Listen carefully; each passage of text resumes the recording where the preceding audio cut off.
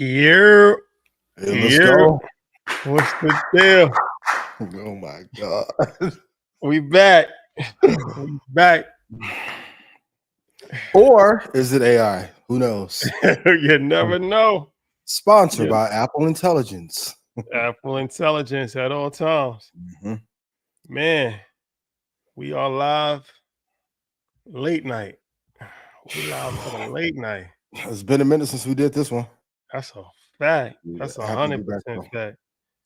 Man, it's just a lot going on in the world right now. First and foremost, how you feeling? Blessed, highly favored, nervous. How you feeling? I ain't gonna lie. I'm trying to have the composure of Charlemagne when him and Dame was alone. It's been a crazy 2 weeks though. Oh God. No, this is nuts, man. I feel good. You know, I feel like a patriot. I feel like a patriot for the country. That's why I had to wear the USA. The flag. I had to go flag on him. I had to go flag on him. Man. To your mom and dad and to my mom and dad, don't worry. We will be in the safe zone. To all of our family and friends, love y'all. 100%. Prayers for Jimmy Kimmel. Jimmy Kimmel, hold your head. Prayers for Jimmy Kimmel. Hold your head. All right, we're gonna bring my brother 19 Keys on in a little bit. And obviously, you know, there's a lot to talk about. We don't even gotta go through everything, but we're gonna be talking about everything. 100%. No, we're not.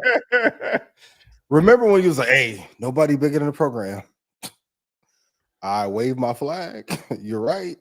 Executive decision though. We talking about Kirk Franklin, Kirk Heirig.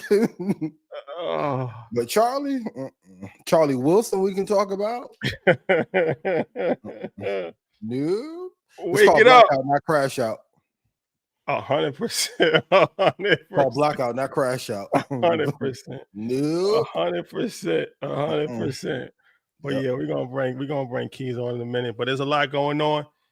First and foremost, tomorrow, 6 o'clock Eastern Standard Time. Check out Earn Your Leisure. We got a dope episode with 3 female entrepreneurs, sponsored by the good folks of Square.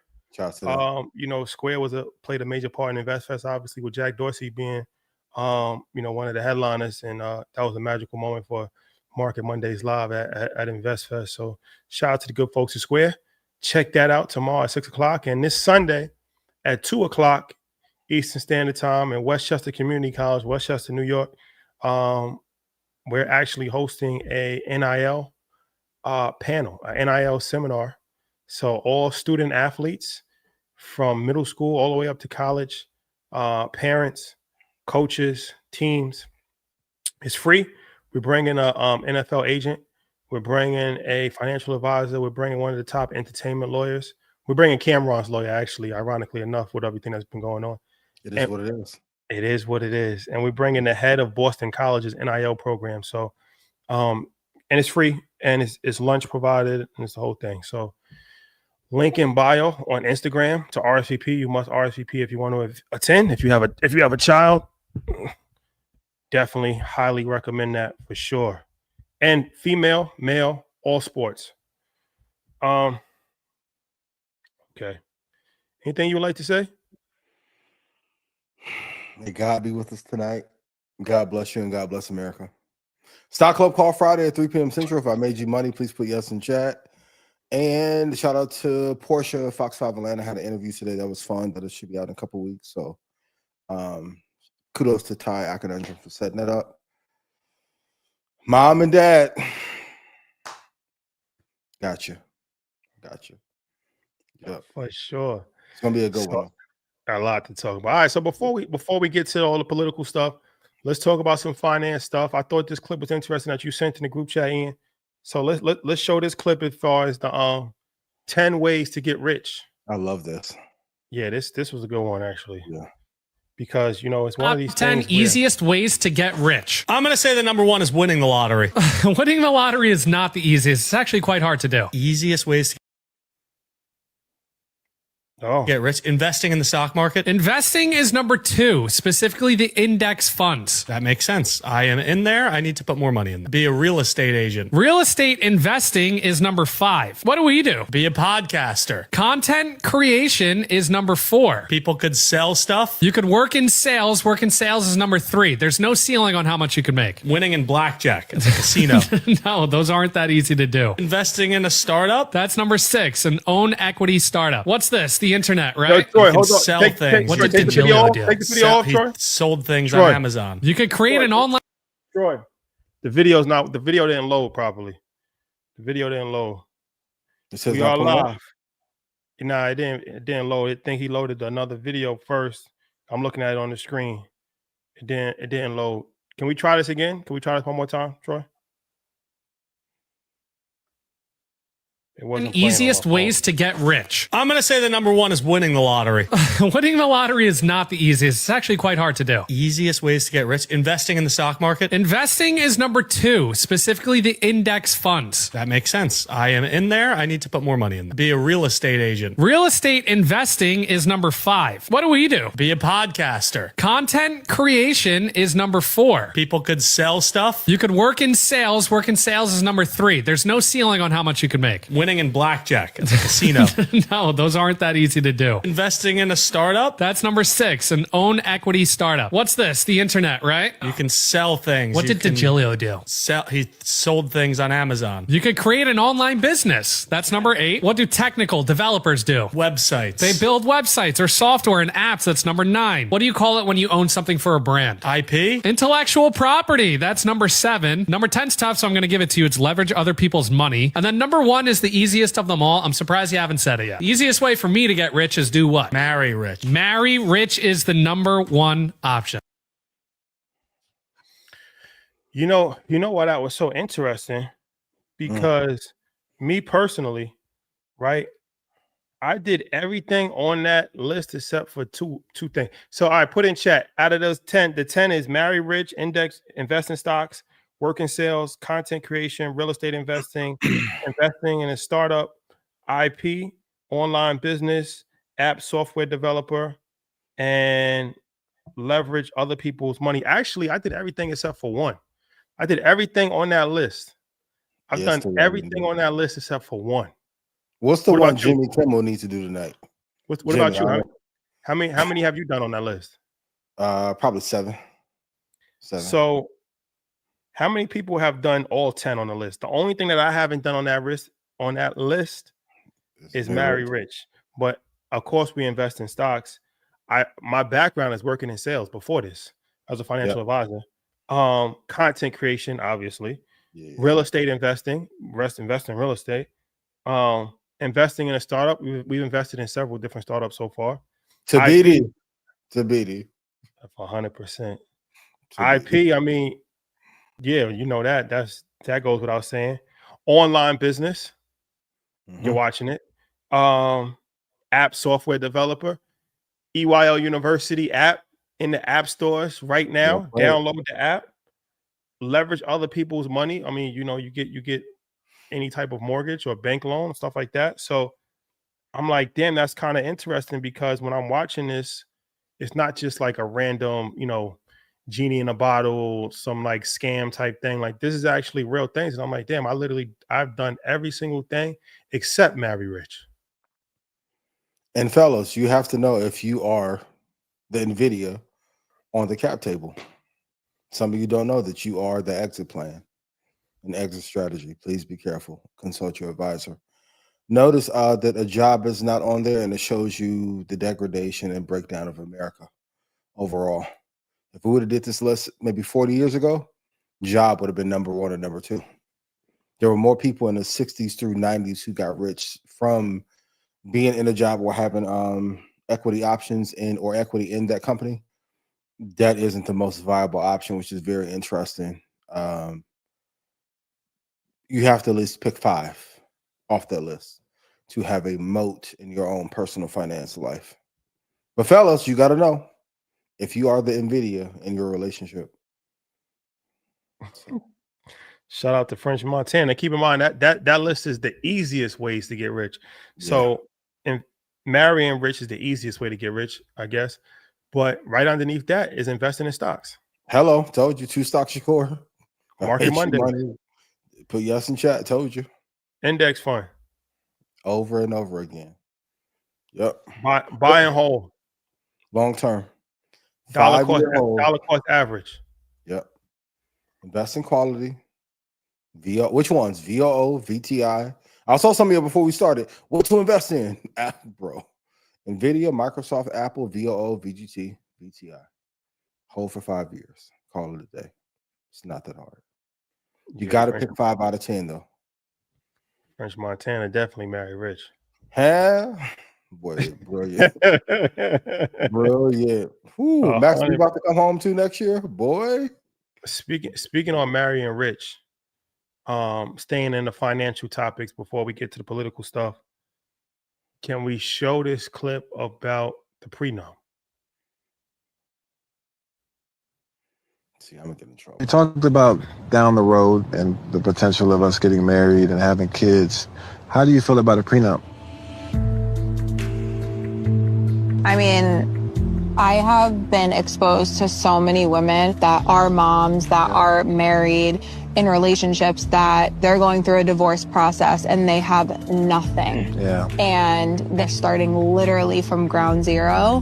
One of my biggest fears is, thinking you have everything and you're good and then just getting the rug pulled out from underneath you. So I never want to be in a position where that happens to me. Yeah. Okay, so in my personal opinion, like you lived your entire life without me in it until a few weeks ago. Like coming into it, you should keep whatever you've built, and I should keep whatever I built. And then once we start together on a journey of marriage and down that path, then we put everything 50-50. Yeah, I do think a prenup is necessary for the both of us. Yeah. I just hear so much regret and they wish they could have done something differently. Yeah. You know what I mean? Talking about divorce already feels so unnatural. I don't want to talk about that. It makes me realize that we really have been living in a bubble, and in reality, we kind of really just met. I just don't even, I don't know. Oh my God, we're living in a bubble. When they do that voice, we're living in a bubble. They're going to call the other lawyer. A, don't ask what you think. B, get you a DocuSign premium account. Soon as y'all start NDA, get them used to signing the paperwork early and be like, prenup is mandatory. We're living in a bubble. Now, also in your prenup, you can designate upon exit what you're going to get in your severance package. Baby, I love you, but if we don't happen to work, you get $10,000 a month. Da, da, da, da, da. But that asking, you're Boozer, love you dearly. You are NVIDIA. You heard. So if they also fellas, when they go, they'll fuck with you. When they you to death, See, I'm not going to talk about the other shit, but this we can talk about. Make them put it in chat. Make them sign the paperwork early. How soon should the conversation come up? Date 2. Say the bullshit. A lot of y'all get in trouble not having balls early in your relationship. 100%. 100%. You don't have to like my takes or my thoughts, but I didn't. Okay, think of it like this.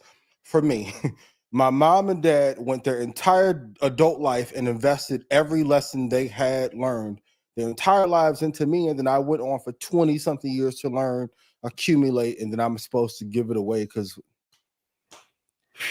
you're approaching this wrong. Also, too, if you're going to do that, though, you have to let them know what's in it for them, and also know if somebody really fucks with you, they're not going to have any pushback because they're going to intend to be with you long term anyway.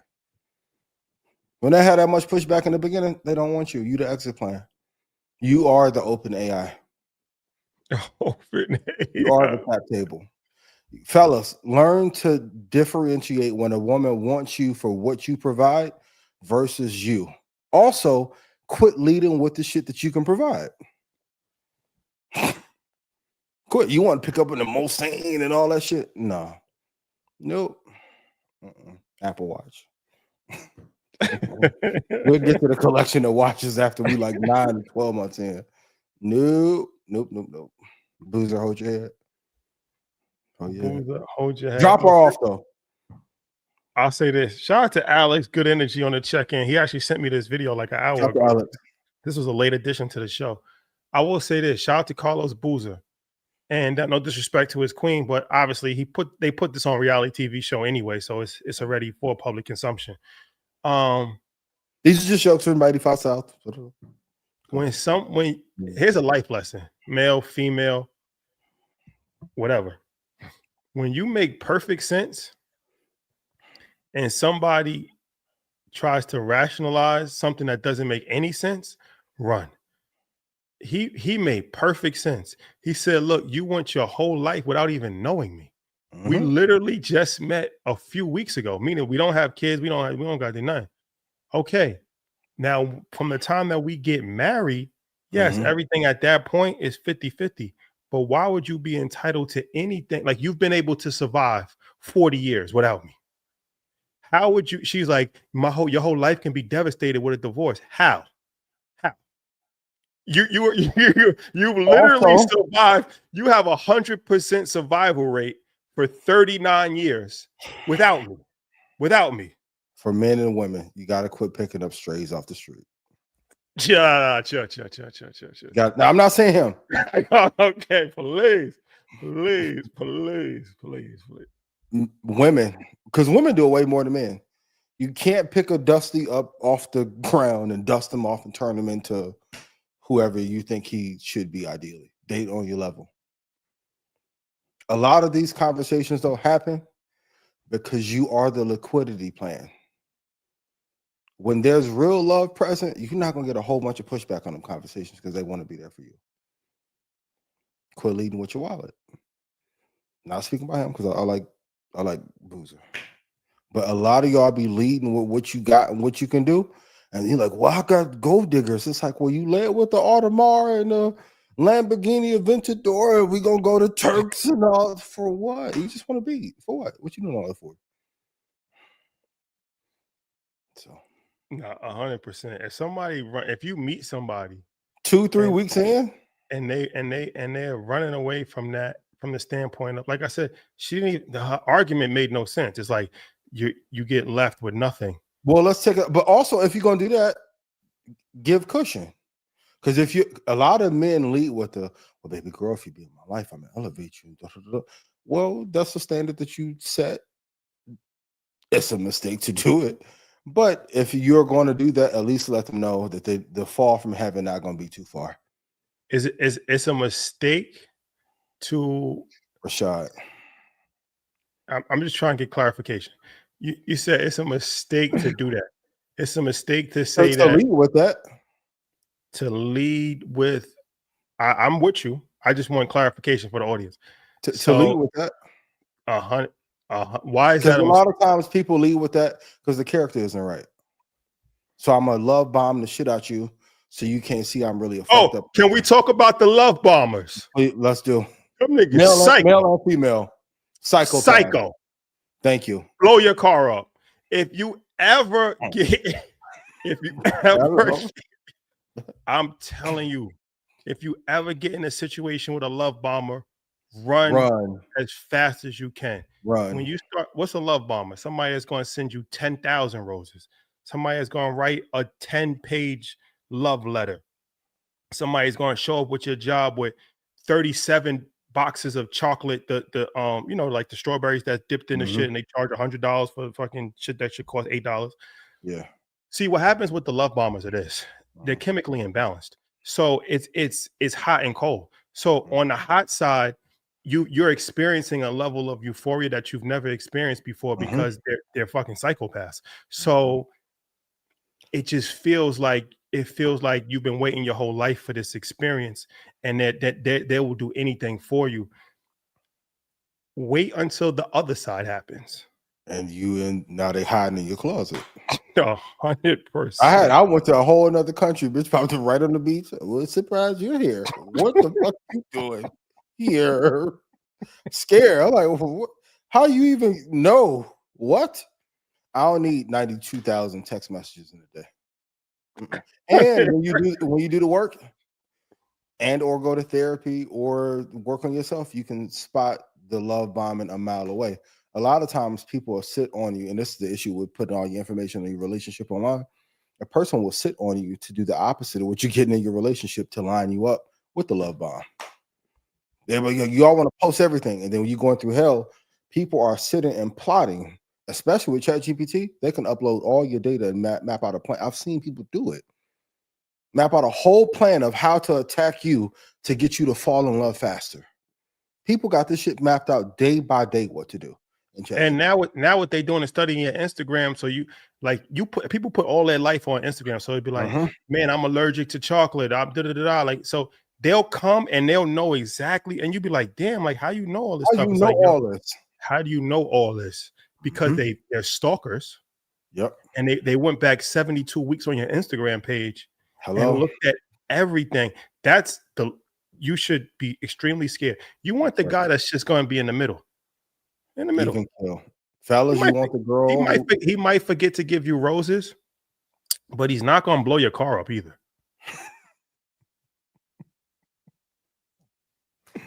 Fellas, be careful. Be careful. And they got them other air tags that's not Apple approved. They're dropping your little trunk. 100%. Watch that shit. Gotta be careful. That shit won't pop on your iPhone. Gotta be careful. Be careful. They come in. I want to just help and make your life better. Even kill. All right, let's bring the good brother 19 Keys up. We had to get the nonsense out before we brought the guard up. You know, we had to get the nonsense out early. Save our phones, my brother. Ooh, it is heavy times we're in. Please save us. Save yourself. That's the message.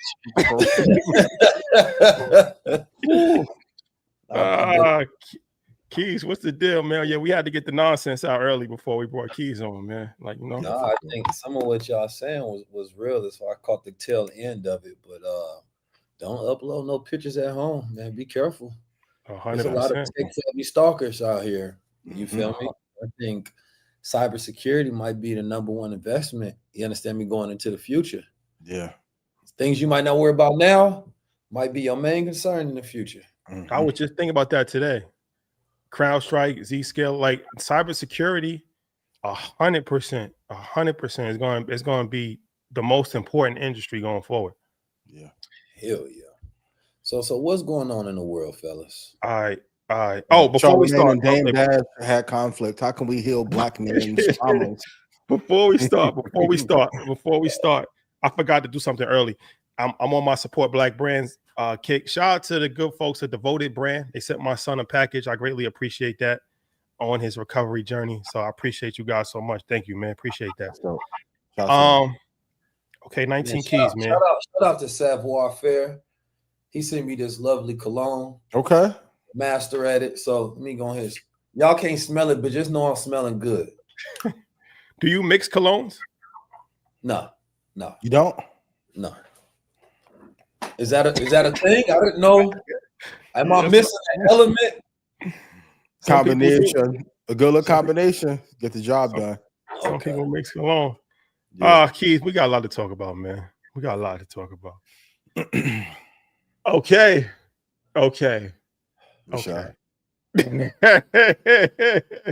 Let's start. We're gonna lead up. We're gonna lead up to the mountaintop. But let's start here. Let's start with this. There's been a worldwide push against immigration. Troy, can we show the clip of England? What's been going on in England?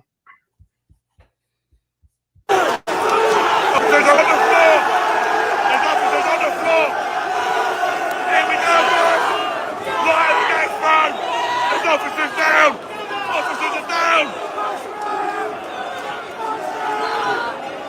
Officers are down! Trench sticks are out! Here we go! Okay, so what you saw is, I believe they said they have like 3 million people took to the streets of London to protest immigration, brown people coming into the country. Japan has all types of stuff going on right now as far as they don't want Chinese coming in. They don't want Africans coming in. They said it's too much. They're going too far. Brazil That's going crazy in Brazil, even in Africa. I've seen South Africa having protests against Nigerians coming. Of course, all throughout Europe. And you know what's happening in America. So, one thing about America is that we lead the world. Whatever we do in America, it gets exported globally. And this right-wing nationalist agenda that's been popularized here has spread wings and is traveling globally. So it says a lot about the times that we're in when we have a negative birth rate from pretty much everywhere in the world, and people are still saying that they don't want immigrants coming into their country. So what do we make of this? I think that you hit the nail on the head when you talk about America influences everyone else, right? We live in a globalist world right now where we're all interconnected, right? No event happens in the world now, especially with the internet, right? And isolation, right? The sentiments in America get spread across the planet Earth, and it becomes a synchronous mood shift. You understand me? Of irritability, conflict, you understand me? War, violence, revolution. This is why when you see, and I know we get into that in a little bit, but when you see what's going on in Nepal, if children in America watch that, right, then it spreads ideas of what the mood and the sentiment should be in America. So when we look at the fact that, so a lot of these places, they're going to have to give it up because they don't have no choice, right? And what I mean by that is if you have declining birth rates, then you have these ghost cities, right? You have decreased populations to where you can't now get the same labor force. How can that economy continue to thrive? Right? In America, there's a thing that's happening. Same thing with Japan. I think in Japan, it was something like 20 million businesses are at risk because they have nobody to pass them down to. If you have an aging population. So there's an opportunity of Main Street, you understand me, to where you can go buy businesses because there's nobody to inherit them. And that same thing is occurring now in America. So it's like, because Black and brown people are having the most babies, naturally they're filling the void from the lighter Asian population and the whites declining at birth rates. And so you can get angry at that, but we're not the reason you're not having babies. You understand me? We didn't create Big Pharma. You understand? We didn't create the GMOs. We didn't create the sun. You know what I'm talking about? Or maybe we did. I don't know. But when I look at it, I think that there's scapegoating and there's a fear amongst that because of the way that they're interpreting it. Right? If white America is interpreting this, and I've seen some people even use the word as genocide, which is fanatic, right? But they're interpreting, right, their loss of numbers, and they're stoking the fears, right, of Europeans and Caucasians across the planet, right? And this is translating to other populations who are going through the same thing instead of pushing a narrative that you need this replacement, right? Until you can figure out a way to increase your births, right? And so we have a world that has grown, and I think the average woman got to have 2.2 babies for a population to continue to keep its economy growing the way that it has been growing. And we know that Gen Z don't want to have babies. The African brothers don't mind having babies. You understand me? The Hispanics don't mind having babies. Right? So it's going to continue to be a population burst and increase, and you'll get a young Africa, and they're going to continue to look for places that they need to go to, and places that have been colonized and they had their economy destroyed are looking for the places that destroyed their economy and saying that I can find opportunity in the land that robbed my ancestors. It's a simple trade-off. This is the karma of the nations that colonized the other nations like India, right, and destroyed the economy. So they have to take that. There is no anger that can quell the reality that this is your solution to your problem. Well, I agree with the karma, and I think France, Italy, all of these countries are perfect examples of that. Is like you go in, you colonize these countries, you destroy their economy, you force them to speak your language, you force them to live your traditions, and when their economy is bankrupt, where are they going to go? They're going to go to a place that they look at as the motherland, right? As the promised land. They speak the language, and now you're saying, "Oh, get out of my country." But how do you explain this for people like, okay, people in South Africa that's saying that the black people saying that I don't want a Nigerian into my country, or Well, somebody in Japan, where Japan is not a country that has colonized other countries. I think that's narrative warfare that gets played, and they picking up the sentiments of neighboring nations. Mhm. Because remember, we are on the internet. The internet, there is no borders, there's no distance. Everything is happening simultaneously at the same time. A Japanese man is interpreting his reality through the lens of the same politics that a man in Britain is. You understand me? Or a man in America. And so they're all saying that this is what we have in common. This is the way we should feel about this, an erasure of our culture. Right. And so it might be the sentiment of a white supremacist in America, but it's relatable to somebody going through a similar problem and they feel like they're interconnected because they're on the web. And that's why, you know, cognitive warfare is so dangerous It's at an because, all-time high. yeah, there is no border. Right. And so the world is interconnected and complex. An Indian kid could build an app, you understand me, somewhere in some random village, and I can utilize it and affect the economy in some capacity. Right? Somebody can get sick somewhere in Romania, and that becomes the vein of the world because you hop on a plane and you can spread the disease somewhere else. Right? So there's nothing that happens in isolation anymore. And the planet has to learn how to get along with having a globalist reality where populations are interconnected as one body. So when the psyche is at an unease, right, in one place, that's spread to other places and other populations. That becomes the emotional sentiment that gets the crowd to have unrest. And if I wanted to potentially be a global world leader, wouldn't it behoove me to get other nations to feel how Americans on the right feel while I'm not a native born citizen of the United States of America? Mm-hmm. And who benefits? You know, you every time you follow the money. Chaos online, you understand me? Benefits. It's a very profitable right. business model. User engagement, you understand me? A cycleless, an endless cycle of rage, online comments, you understand me? That increases the wealth of the tech elites, right? What was the show? What they was on the mountaintop and all the elites was up there and they was in like Sweden or somewhere. Oh, Davos? Movie rather. Oh.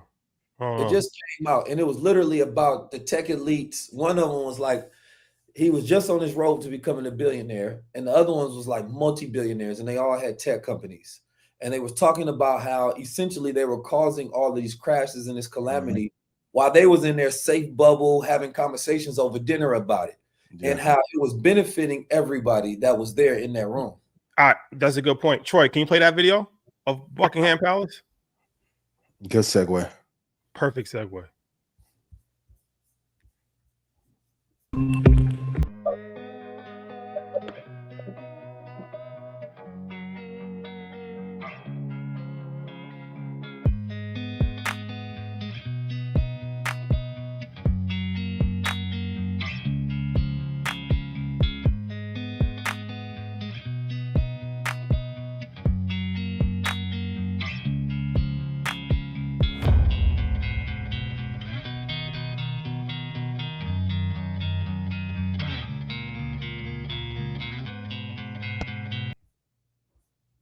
Okay, what the hell is going on here? So,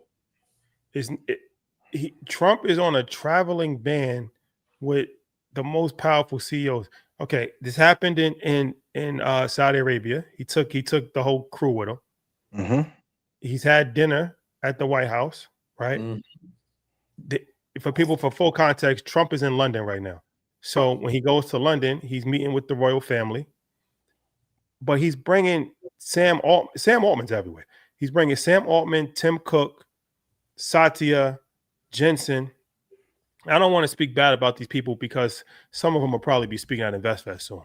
But what does this say about the world that we're in, where they are literally moving like the Wu-Tang Clan? Like they're traveling everywhere together as a pack all over the world.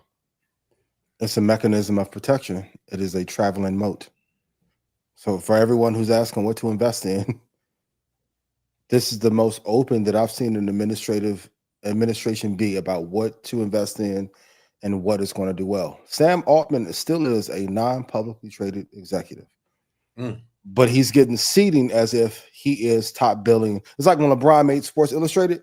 This is their version of that.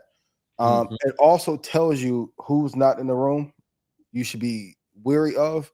And if they are sticking together like they're on tour, it's telling you the hell and chaos that's about to come. You have unrest across the world. Japan, Mexico, Russia, Ukraine, India, and they're moving together in one silo as a mechanism, like a transformer. Yeah. The empire wins when the people feud. You know, the old saying, nobody wins when the family feud, but the empire wins when the people feud. Absolutely. You understand me? And they're at this point of power where they don't have to hide. That's the point, right? They are now empires themselves. And so you are no longer looking for elected officials. These are kings. Yeah. These are emperors. These are feudalists. You understand me? And so they're now having their power in brazen display when these used to be pictures that people would put up and say they work together. Now they're just having dinner together openly because they have so much power and we give them so much consent. And we're fighting amongst each other. We're not fighting. There's no single protest that is large enough that has gained ground movement that is about the people versus the power. It's about the people versus the people. So they're safe. By design, too. Black, white, Hispanic, you understand me? We're arguing left, right, up, down, controller methods. You know what I'm talking about? Like, we ain't arguing who is controlling rent, right? We ain't arguing why the interest rates are the way they are, why grocery prices are, automation. We're not trying to get robot taxes. We're not trying to get none of these different things.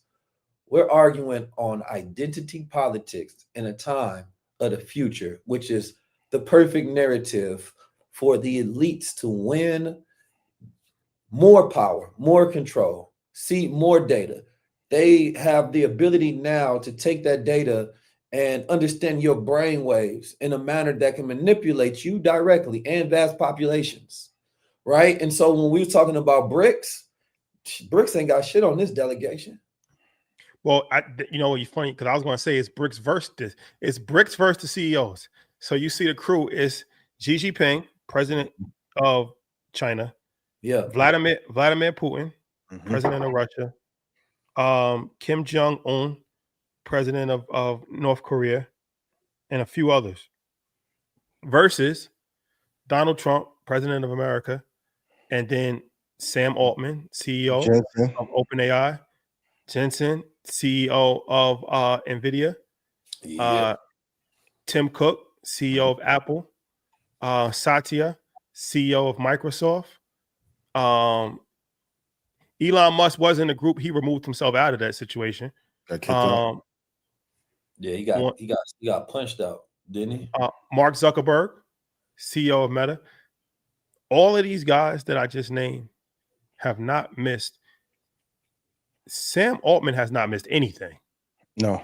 He's at the USC fight. He has not missed. This is why you say stay close. Stay close, and networking is important at the highest level possible. Now, is that let's if we look in politically, that's not a conservative group. You know what I mean? Sam Altman is LGBT. Tim Cook is LGBT. You know, NVIDIA is an Asian guy. You understand me? Google CEO is Indian. But you can still be conservative. You can still be conservative 100%.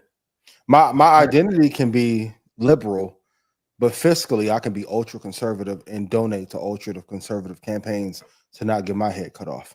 They made Tim Cook go kiss the ring. But Tim Cook and Sam Altman, you understand me? I'm sure that their identity goes into the things that they want to program. Maybe not above their greed for power and things of that nature. Well, but, Trump has members of his inner circle that are gay. So I don't think I'd be going so hard at the Republican National Convention. They said. So I don't think at the highest level possible, sexual orientation doesn't mean anything. No, I'm being honest with you. I don't think that matters. Well, listen, I'm just there's a correlation between a decrease in families and babies being had. You understand me? I think there's a correlation to be made. Oh, right? we're going off topic. My brother. We're going off topic. We're going off topic. Well, I'm just saying. So I'm just saying. No. We know, let me know. Hey, live. Sponsored by. Hey, brother, come on, coffee. Come on. Supermind coffee. No. Supermind coffee. But you can also be a liberal who runs a conservative empire that has to pay into a conservative dictatorship to stay afloat. Yeah, no, their power structure and them being leaders of the world definitely trumps, everything else for sure. There's a show, it's a new like alien show, and inside the alien show, there's a consortium called the Big Five. The Big Five, or essentially like what you see with Donald Trump and them. They're these ultra elitists that are all like trillionaires that just own the planet. Just 5 groups or 5 people. They don't actually show them, they just call them the Big Five. And they show one of them and 2 of them like get to a table and start negotiating, and they're having conversations of the billions of dollars. And it's said that they are like super ultra trillionaires, right? And what we're going to as a globe, right? This is not a phenomenon just in America, is that once you get to the point of trillionaires, right? So the person that is at the bottom to the person that is at the top, there's such a gap in wealth that is impossible for you to catch. Well, So did you see what the Pope said? Not to cut your wisdom. Did you see what the Pope said? What did he say? I know said, he was at the Pusha T concert, was he? Yeah, he probably was there. That was at the Vatican for sure. Shout out to the youth, they were saying. But he was saying that the Pope said that he issued a warning to Elon Musk becoming a trillionaire. He said it's tremendously harmful to society, and he pretty much spoke out against anybody becoming a trillionaire. But specifically, he named Elon Musk. He said it's going to be it's extremely detrimental to the fabric of human society. Well, yeah. I mean, once you get to that point, because he would know, right? Because the Vatican, they got $1 trillion. They got so much money you can't quantify it. You feel me? Allegedly, one of the greatest investment arms in the history of the world. We can say it, but until they rescind the papal bulls, they own the world. That's not alleged. That's until they rescind the papal bulls, they own the world. That's their word, not mine. You know what I'm talking about? Lean to the left with me real quick, please. Yep. No, shout out to the Clips. Shout out to the Clips. All right, so let's talk about this. Let's talk about this Charlie Kirk blackout, not crash out. 100%. 100%. Let's talk about the Charlie Kirk Just a little clips, that's all. Let's talk about the Charlie Kirk situation from a standpoint, not of like, okay, like, but from a standpoint of America's divided. And this one incident has served as a lightning rod of division in America so far to the point that Jimmy Kimmel got canceled. Right?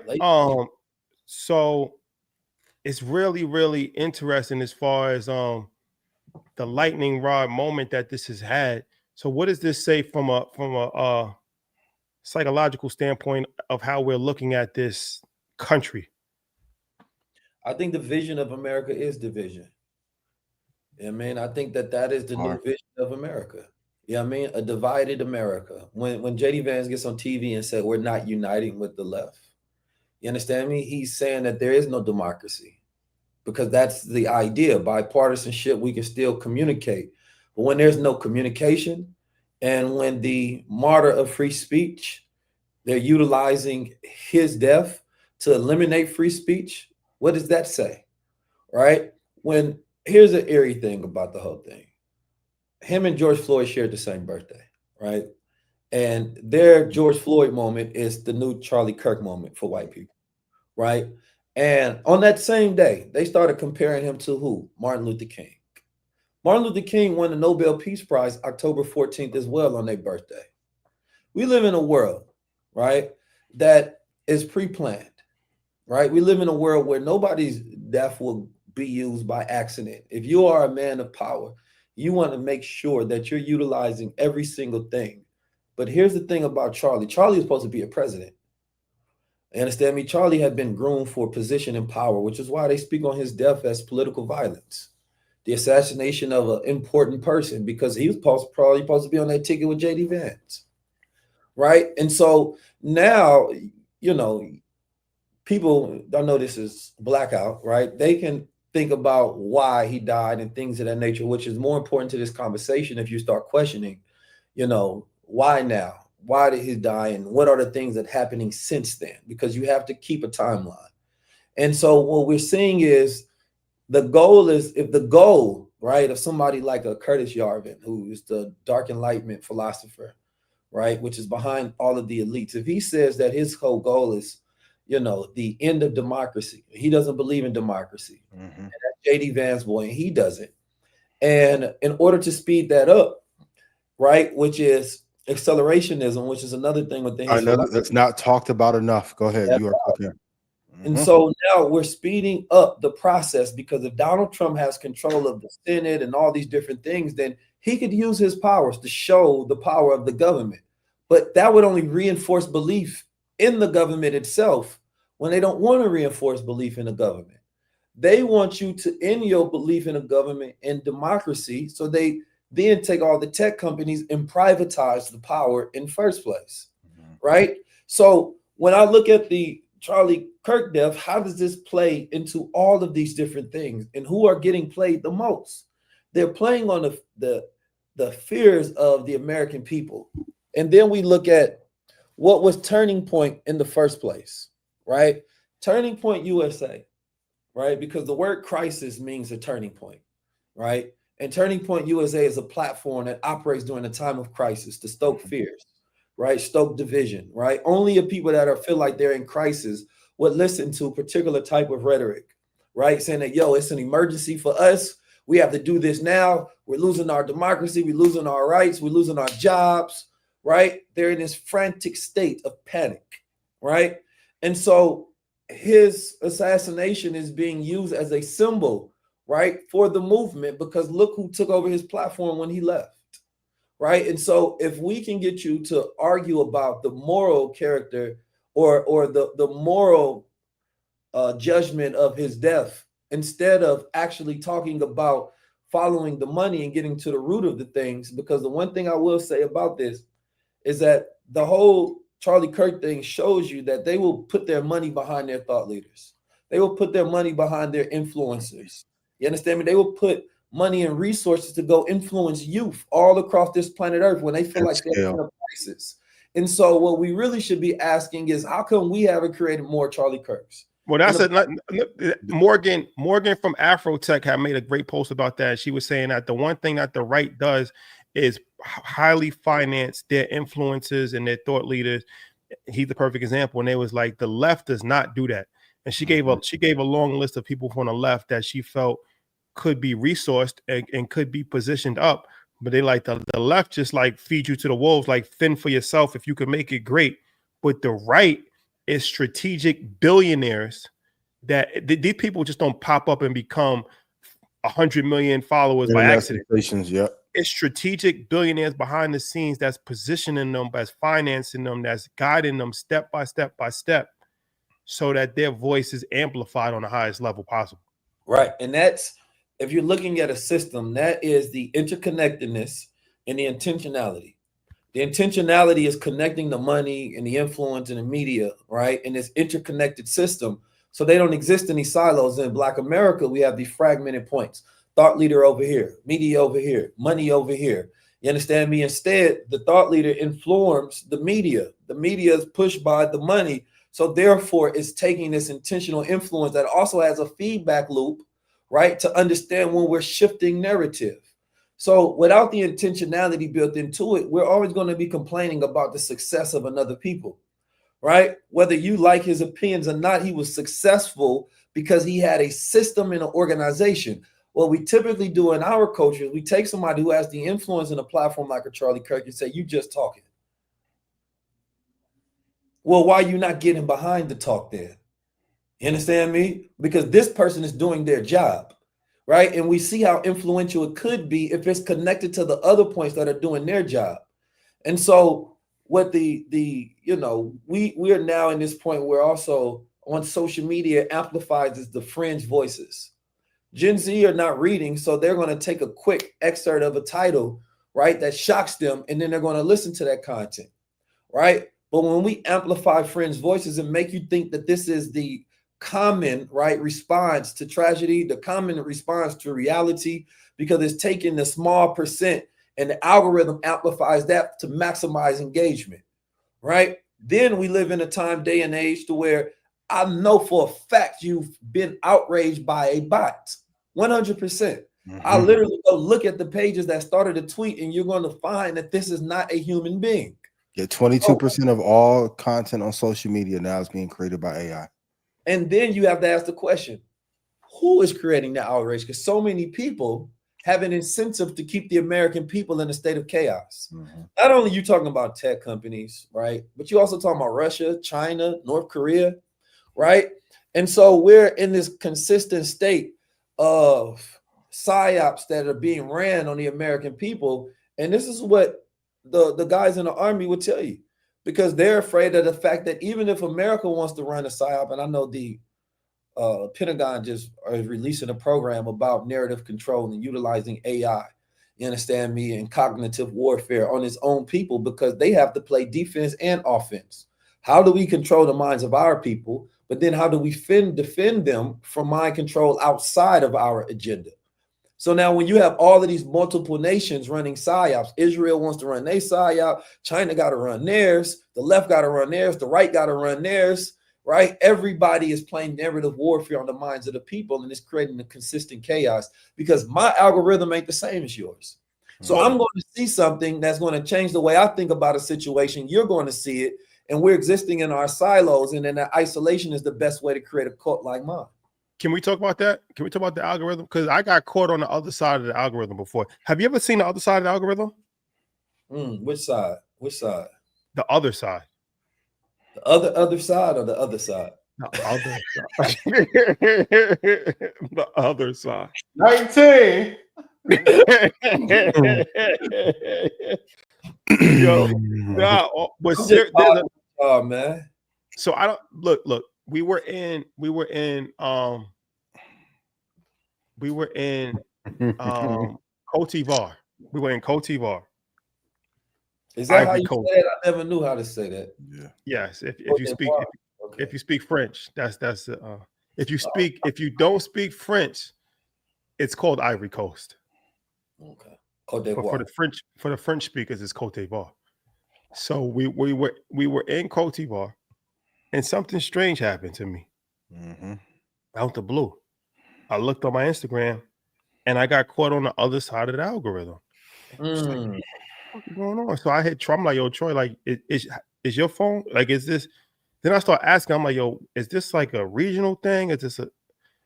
So I'm just like, yo, I started seeing posts that was extremely opposite to a viewpoint that I have. Yeah. And it was showing, and I'm like, oh shit, this is like propaganda that I've never seen before. And I'm seeing the engagement, and I'm seeing and I'm like, the celebrities that I'm like, oh fuck. Yeah, the other ISP.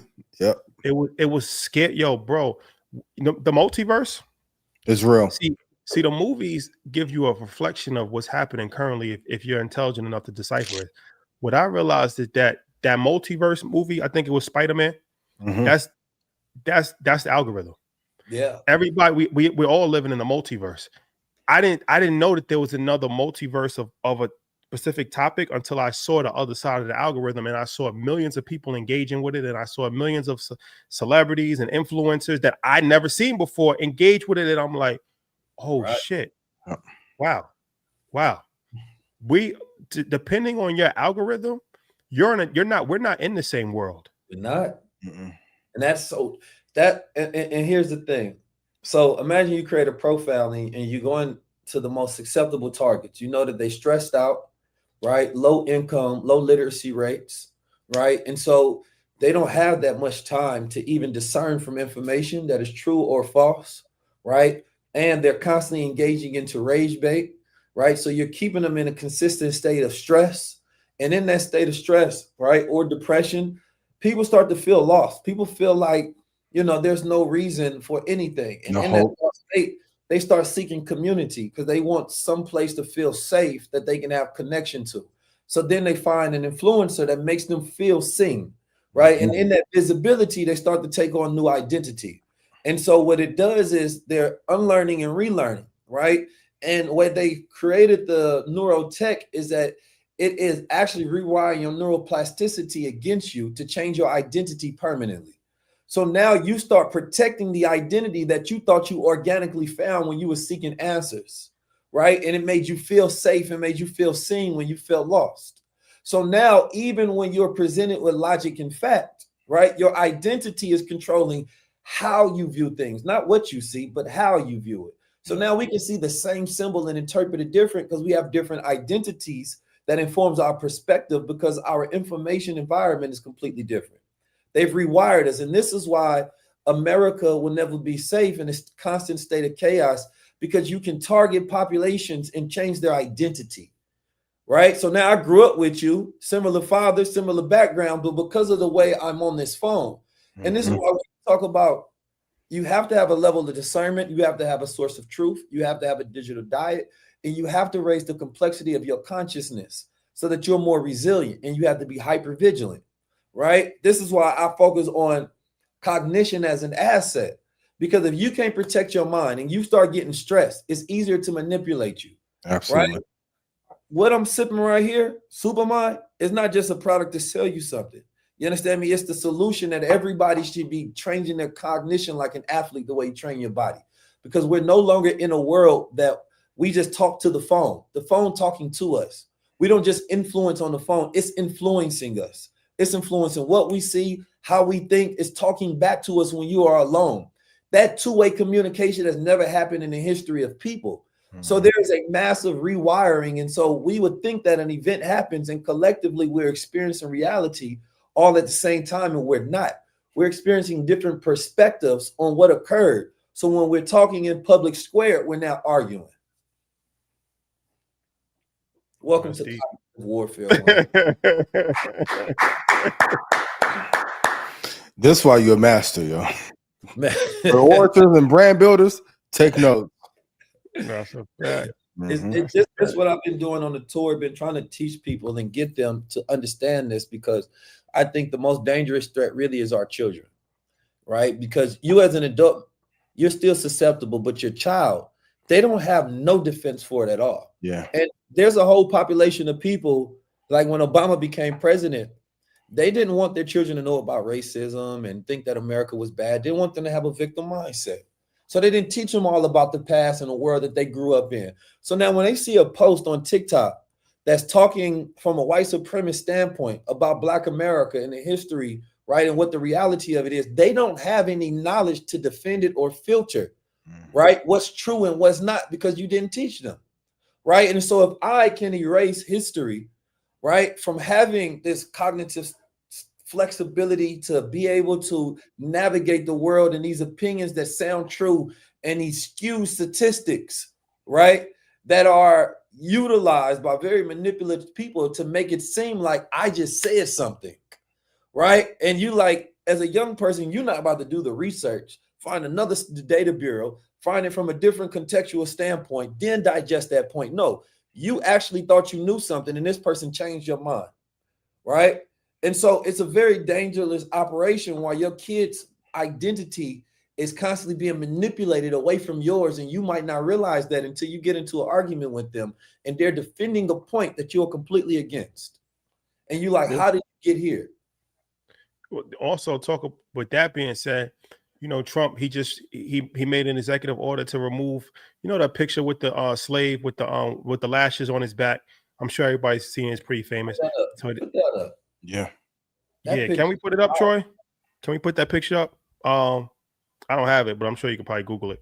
But yeah, so this is why media is so important. Storytelling is the most important medium that we have to combat a lot of these things, right? Going into wellness and storytelling, but storytelling because you always have to contextualize and reframe the past, right? Number one, not for a victim mindset, but a victor mindset, right? But people have to know what happened so they know who they're up against. Because otherwise, and what's you possible, who the enemy is, and you forget who you are. Like you don't know what's in your DNA, and you let somebody else tell your story. Then it's strategic imagination that also, places you in the future and decides what that vision is for you in the future, right? And so I heard a quote today that said, never use your imagination for failure, right? And so we are constantly using our imagination is constantly being embedded with failure, with trauma. They're using our own mind against us to create our own reality. So if you're using strategic imagination, you're practicing futurism. I'm going to embed stories that make you feel like a winner and make you see yourself in the future winning. I will make you see yourself in the past as resilient, strong, and as a warrior, right? The reason no other people did that when they had the ability to tell our story is because they are benefiting of us feeling like a victim, feeling our self-worth down, right? Feeling like we don't deserve. So therefore, we're constantly aspiring for things because we don't feel whole. So when Black media creates distraction, you're working for the enemy doing their work. But what? Oh, there you go. That's the picture right there. So, yes, Park Service is ordered to take down this picture right there. So yeah, this is a famous picture, and if anybody has never seen it before, that was a Black man, and those whelps on his back are lashes that he received from being beat by his slave master. And he survived. So they want to take that away from park services and federal buildings and anything that the federal government has some level of control over. But that also goes back to rewriting history. Yeah. Defunded the American African American Museum, but the easiest way to pull off an atrocity is to remove the idea that it happened before. And so what is America afraid of? They're afraid that the consciousness of their children, you understand me, feels guilt. But guilt is just the weight of the karma, right, from the things that they've done. But they feel like that's the thing that will hold them back. If their children are too conscious, right, and they feel the guilt, then it's going to make them want to help others versus seek power and rule over others. Yeah. But if we make you feel like there's nothing wrong with being a powerful Machiavellian ruler of other people, right? Do not grow up with this consciousness and have empathy for others, right? Because then it will impede your ability to rule them, right? When you're trying to see them as human beings and you start looking in the past, this is what we've done. So when they talk about the woke mind virus, a lot of what they're talking about is their people having empathy for the things that their grandparents have done. You understand me? And so there's the trauma of being the master, then there's the trauma of being the slave. You understand me? They're both embedded and they fear that because they're saying, wait a minute, how can we then seed you to be a little ruler like us, right? If you're feeling too much. Well, what do you say? What do you say to people that say, Black people that say, we don't need to keep seeing that because that's trauma and that brings us back? That's like the slave movies, right? Like, we don't need to see that image anymore. Well, I think that the people who already seen it don't need to see it anymore, right? But it doesn't keep the Jews back from taking everybody to a Holocaust museum. 100%. 100%. That's important. It don't keep them back. It's not what we know of the past. It's the way we feel about the past. Because even if we go into the Civil War happened because we was already fighting for our freedom. It's the reframing and the context. What you're looking at is not a picture of victimhood. You're looking at a picture of resilience. That's how strong he was. You understand me? He took all of that and he's still a man standing. That's a picture of resilience. That shouldn't make you feel weak. I know that he was so strong. There was nothing that you probably have physically ever go through that man went through and he still stood. They still took their story. Black Wall Street was burnt down and they rebuilt it 4 years later. That's a story of resilience. It's how you tell the story that became the problem because they told the story like victims. They didn't say, They burnt down Black Wall Street, then rebuilt it, and it was the systems of white America that destroyed Oklahoma after they start redlining and everything else, right? It's the way you tell the story, and we allow everybody else to tell our stories. That's the reason we don't feel victorious in them. You understand me? And then you have to tell a story of where we're headed, not just where we came from. Then you have to go further back, but you never forget the past. If you forget the past, you forget who you are. You start feeling weak. This thing gonna hurt you. How is it gonna hurt me? Look what my ancestors have been through. They done been through way worse than this, and they never let a physical thing get them down. They've been through every systematic burning, but they built towns. They built cities. They were rulers. The first Black millionaires in this country, you understand me, were spending their money to go buy slaves. They were funding abolitionists. We've always been an intentional, connected people that's been brilliant inventors. Our past is not something to look bad upon. Our past showed us that we're the strongest people on the planet. Why would you not want to learn that? I'd never want to forget that, because then you might wake up thinking you a sucker, and the whole time your grandpa wasn't.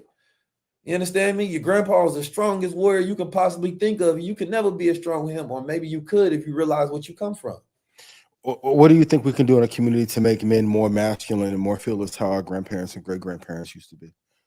Man, I think they just need to fund me, and I'll teach the men. It's a great start. I go around all the HBCU campuses, and I teach manhood and masculinity. I think, man, this is why we doing wellness, right? Because Black men are the most physically gifted and physically cursed on the planet, right? We are the greatest Olympians and athletes. We have the greatest physical capabilities than anybody on the planet by far, but we have the worst health disparities on the planet as well. That makes no sense. That only happens when psychologically and mentally you're being destroyed, right? And so we have to first focus on some of the things that we can control. Like every Black man can work out. That what does that do? That give you discipline. It instills some sense of militancy within you as well when you get regiment.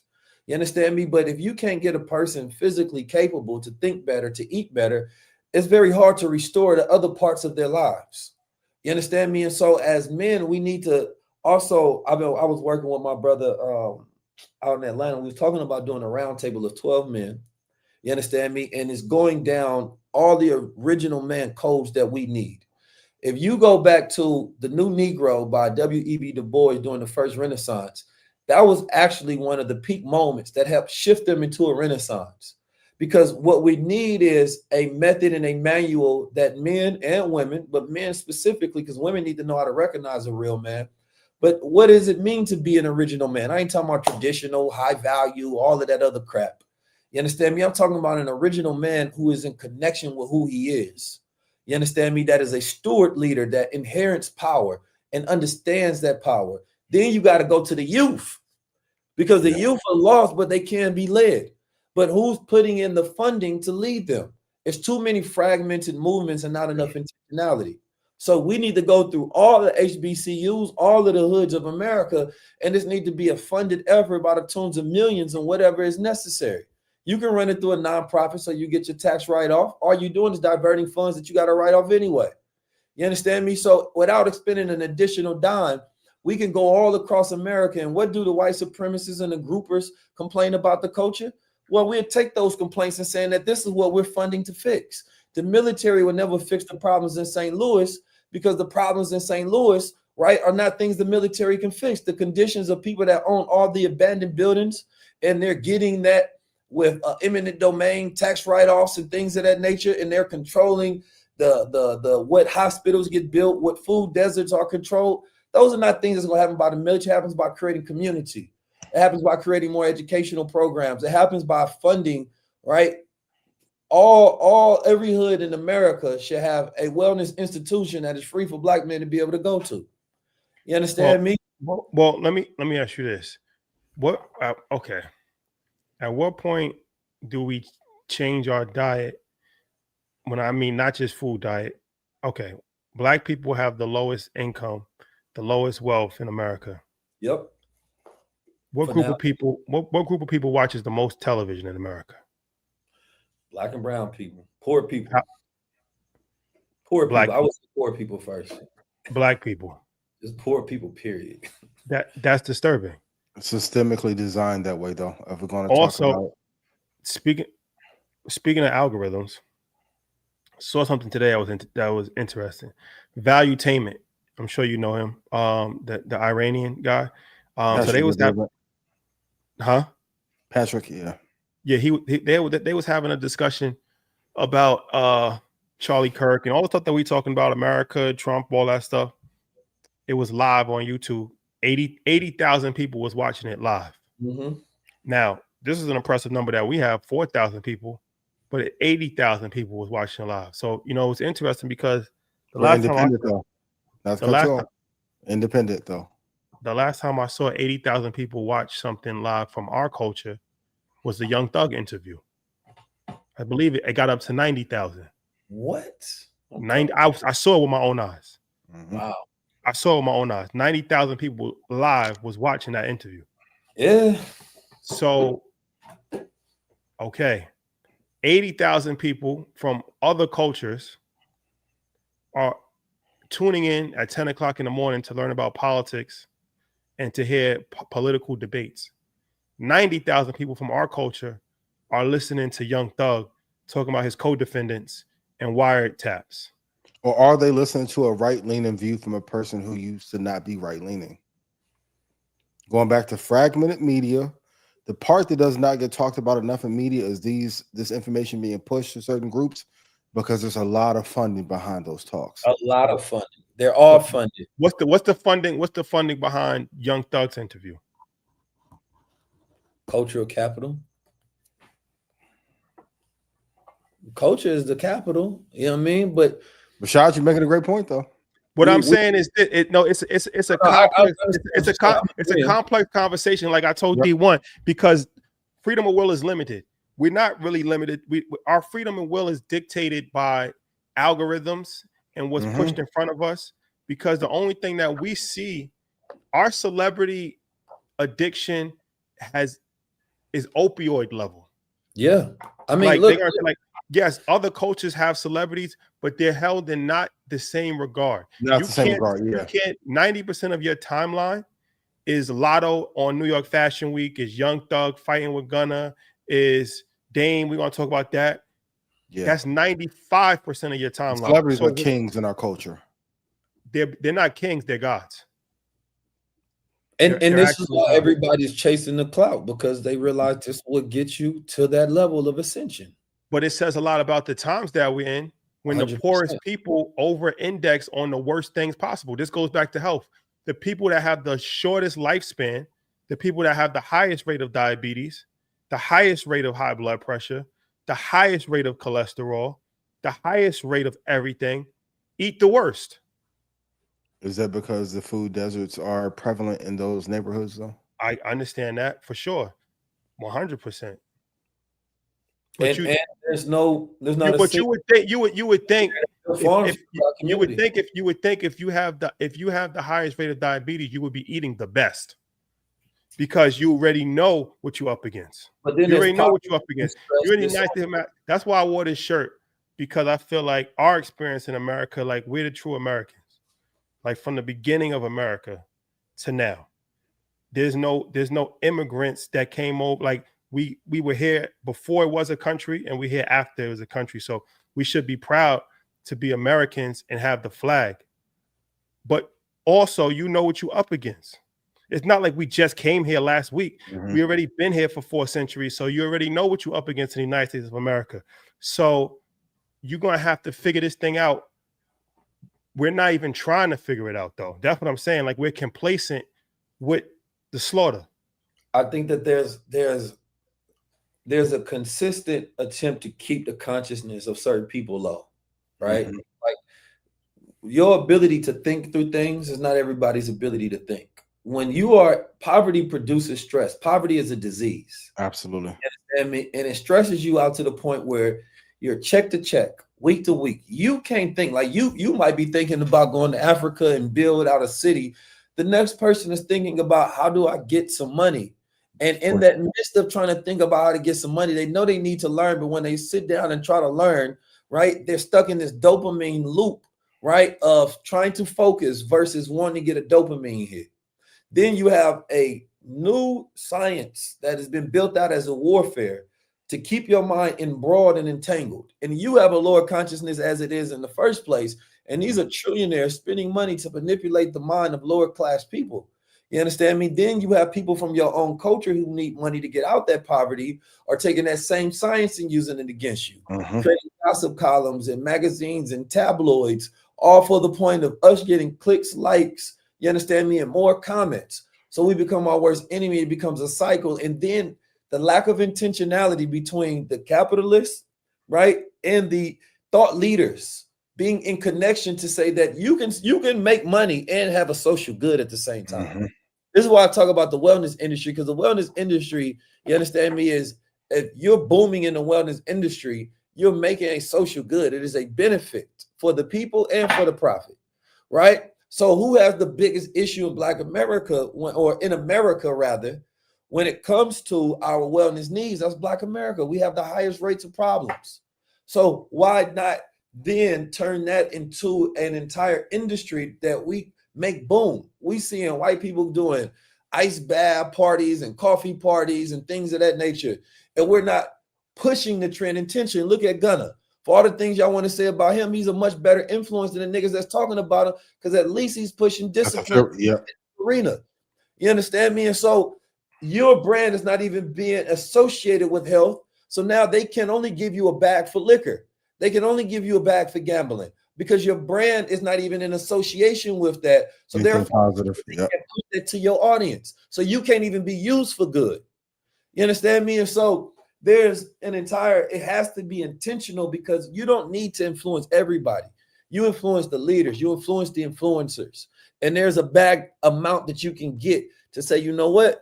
Let me create the production company and fund that, and then go get everybody that I want to tell certain stories that are positive towards the imagination of our people, but do it in a way to where you're still able to benefit. How come white people can watch National Geographic Channel and it gets millions of views? You understand me? You telling me when I did high level conversations, we got up to 100 million views. Did Black America come behind that and say, yo, we need more of this positive conversation and intellect and dialogue? Here's $100 million.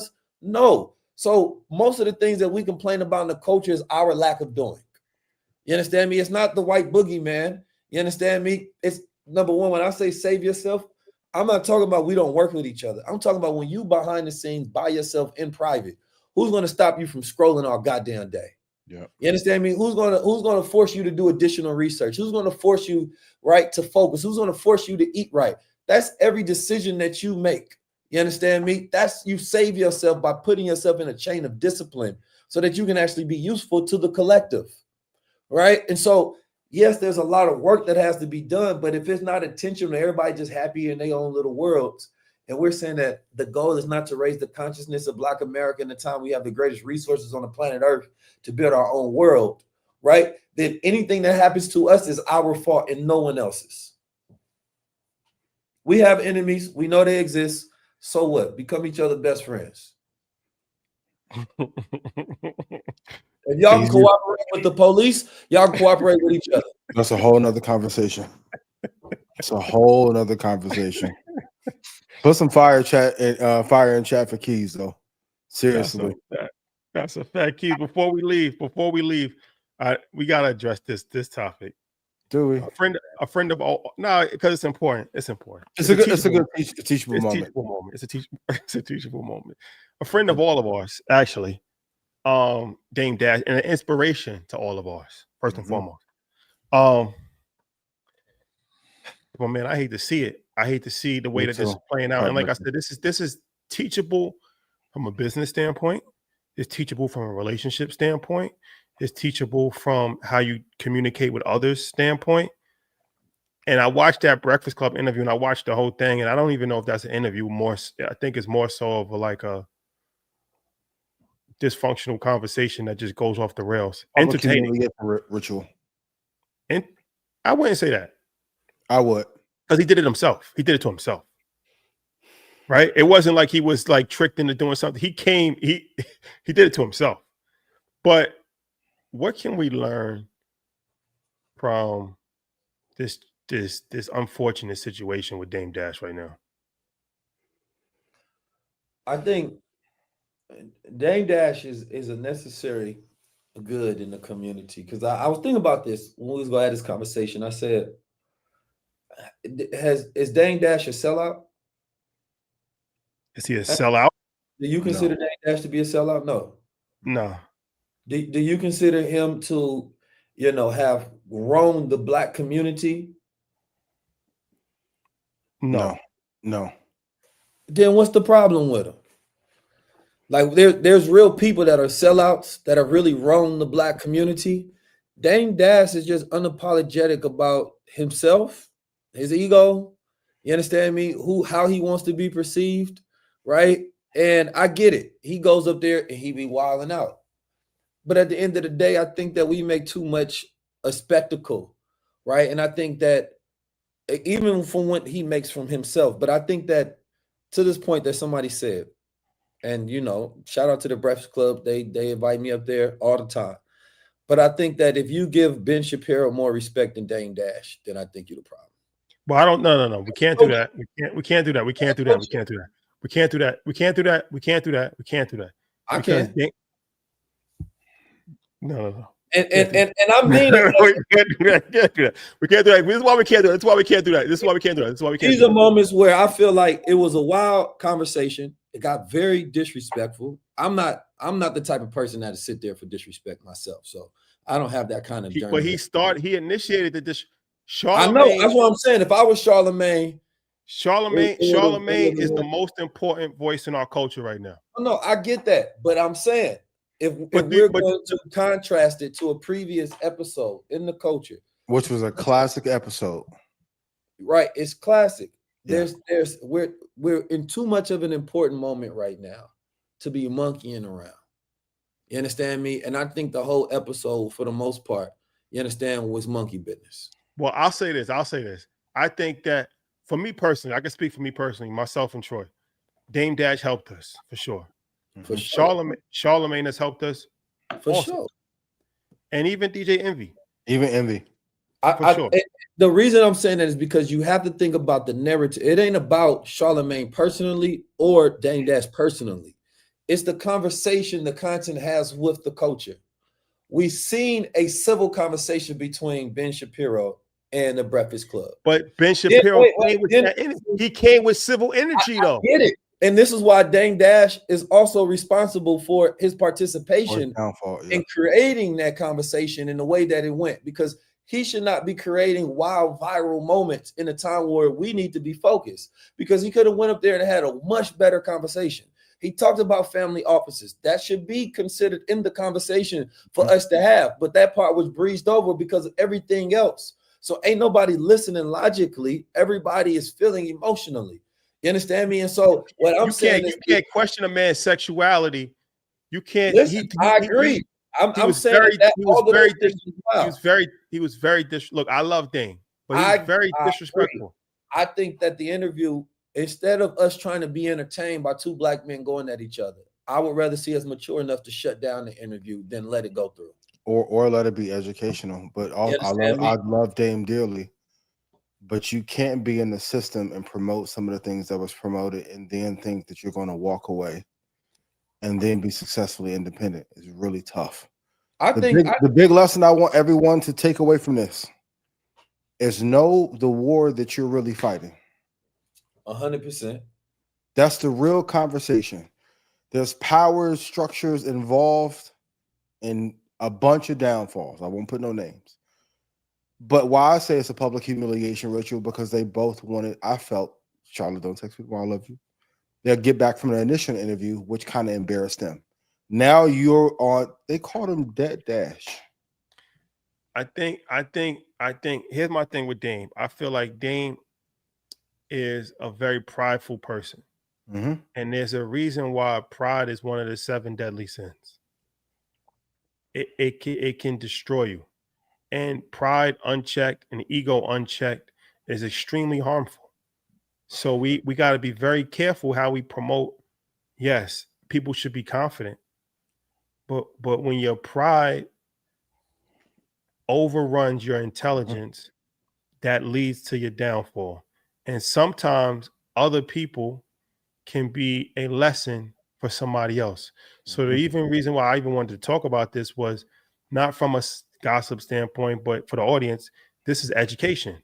Because Absolutely. when I'm talking, I say you, I'm talking to the audience. When you're starting your business, you're going to have employees and you're going to have people that you communicate with. How you communicate with those people are very It important. matters. How you communicate with your wife is very important.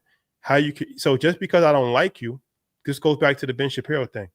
I don't have to like somebody to have a civil conversation with them as long as they're civil with me. That's why I don't think that take was fair that lady put on Instagram. There's like they're showing more respect to Ben Shapiro than they did to Dame Dash. I not to cut your wisdom, but I agree with that. But what I'm saying is, as a people, on social media, we have to be cognitive of how narratives get played out. The reason why she can have a take like that is because that's how people received it. You understand me? They received it like people are not sitting down logically digesting everything. They're going about their day. They're saying that, hey, Ben Shapiro, who many people consider to be the op of the Black community, was on there and had a respectful conversation. Yet Dame Dash and Charlamagne the God did not. You understand me? And so you see, and this all happened within like the same week. So they're going to get compared to each other because when people just seen that Ben was going to be up there, they was like, oh, I know they about to get at him. You understand me? But I don't know if I didn't watch that interview, but there's an importance that we keep the same energy with everybody. You understand me? He went up, but it's not. But we can't keep the same. That's what I really wanted Black people to understand. Just people in general. It's not a Black people thing. It's a people thing.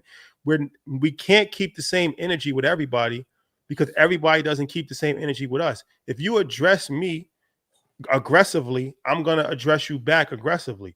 If you address me as a civilized person, even if I don't agree with anything that you said, I'm going to address you back as a civilized person. Then we can have a conversation. That's important because conflict resolution is a major issue in our community. And there's a lot of people that's serving 100 years in jail. And there's a lot of people that's dead right now because they let their emotions. That's the thing with Dame. This is the thing I don't like about all of these guys online is that they're emotional. I'm not an emotional person.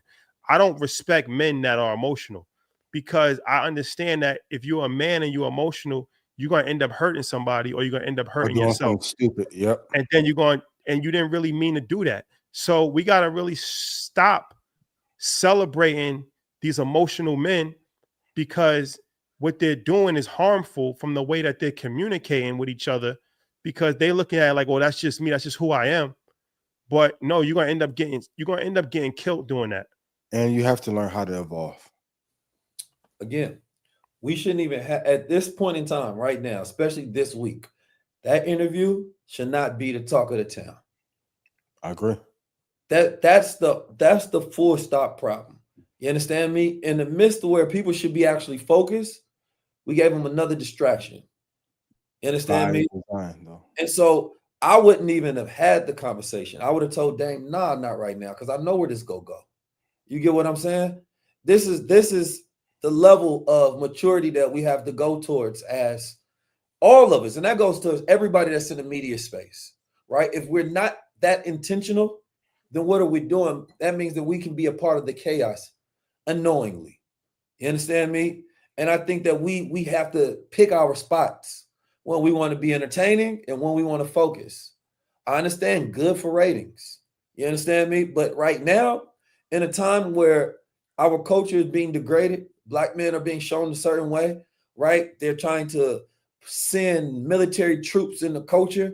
We don't need a Dame Dash and a Charlamagne feud. We don't. Of course, we want to escape from reality. So entertainment is going to capture us, but it's actually dangerous. It really is. Because there's other content that should now be at the top of the algorithm that's actually more important, but it's being pushed down because eyeballs is on bullshit. 100%. 19 keys, man. You were the perfect person to have for this show. Before we leave, can you talk about your tour, Supermind Coffee, and the whole 9 yards? Yes, sir, man. The tour, we just left Houston. It was sold out. It was great. We wanted to do a double day there, but I know a lot of people didn't even know about it. Me and Yaki just wanted to go in there, do our thing. We announced that we're going to be having a retreat. It's going to be amazing. 3 days. It's going to be in Georgia, inshallah, in November. So go to 19keys.com, links for that. Supermind, again, as we're going through this cognitive warfare. We need to make sure that we're protecting our brains. We need to make sure that we have rituals towards that, whether we're waking up and we're meditating, whether we're taking, de-stressors like adaptogens, or we're taking nootropics, like that's what this cup, because this is tea in the cup, actually, not coffee. This is my Supermind tea. After 12 o'clock, I take the tea, not the coffee, because I don't want to be up all night. You understand me? And I want to make sure I'm getting a good amount of sleep. It is a very dangerous place in the world to be stressed out and have your phone in your hand. If you could afford that at one point in time, this is not that world, right? So this is why we're focusing on cognition. We're focusing on training people to think, right? To helping you develop your consciousness so that you can have a calm mind in this world, so you can operate as an entrepreneur, as a creator, and you feel like you have the capacity to be productive, so you can use your capabilities and you have the clarity to know what to focus on. I know people are stressed the hell out. They're not living like Ian right now. You understand me? They're not outside. Every time I see, he got a new picture of Mexico I ain't never seen before. You understand me? That's different. I want AI. That's what we put in this cup. You understand me? When you take that sip, go look at one of them views Ian try to show you. That's what's in this cup. He's gonna hit you like when he's standing on that balcony in his robe and he looking over like, man, life is good. I built a great life. That's what's in Supermind. Facts. You understand me? And we want you all to we want you to live the same way. So we try to help increase the clarity of the nation. We're on tour right now. I have a lot of different stops. Y'all can go check it out at 19keys.com. We're building our platforms. We're building our solutions for all the things that we're talking about right now. I look forward to, this. We called it the Invest Fest of Wellness at Invest Fest. You understand me? We haven't got an official name for it, right? But right now, I think that gets in people's mind to understand that we want to essentially have this event where it creates the moment in time where we shift our health towards longevity, right? That we can bring down the biological age of Black America, right? And we can be the healthiest group in America. That should be our goal. Black men are living to the age of like 66 years old, right? We have a very low, right, standard of living right now. And if you want to get more out of life, increase your wellness, right? So go to 19keys.com/tour.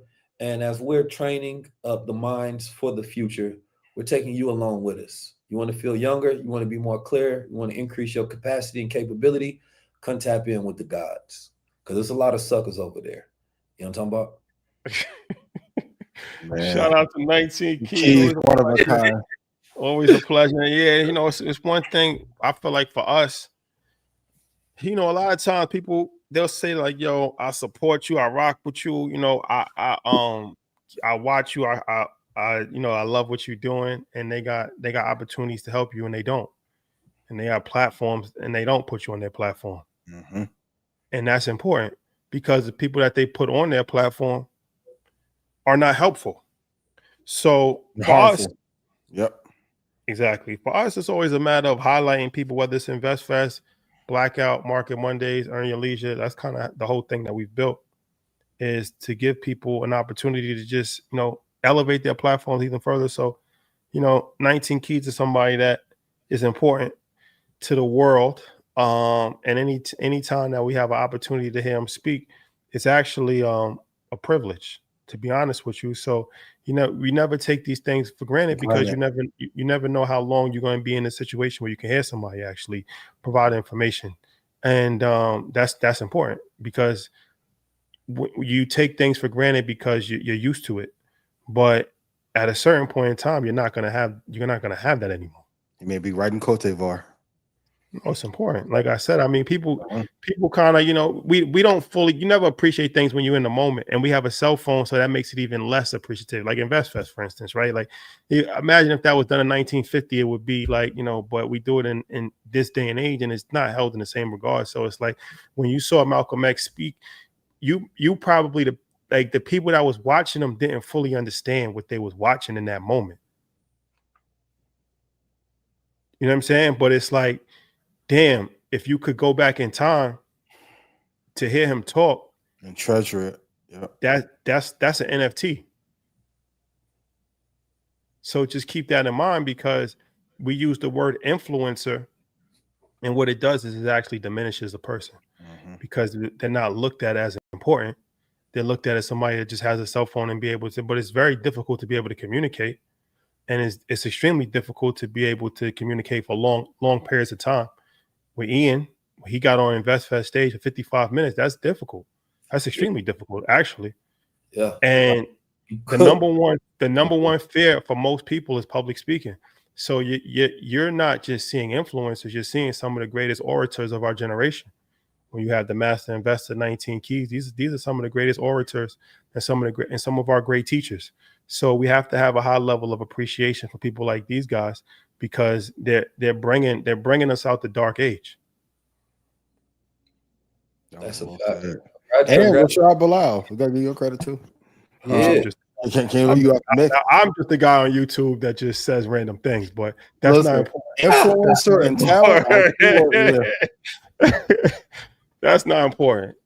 But I think we've all ascended and are getting better, right? I remember saying it years ago, like this thing will always start off sort of immaturely and then it progresses. You understand me? And so we're all interconnected and interlinked. The thing about it is when shit hit the fans and things get worse in America, who we gonna call first? We'll call each other. You understand me? And we have to think about each other in that capacity. You know what I mean? These will be your brothers in war.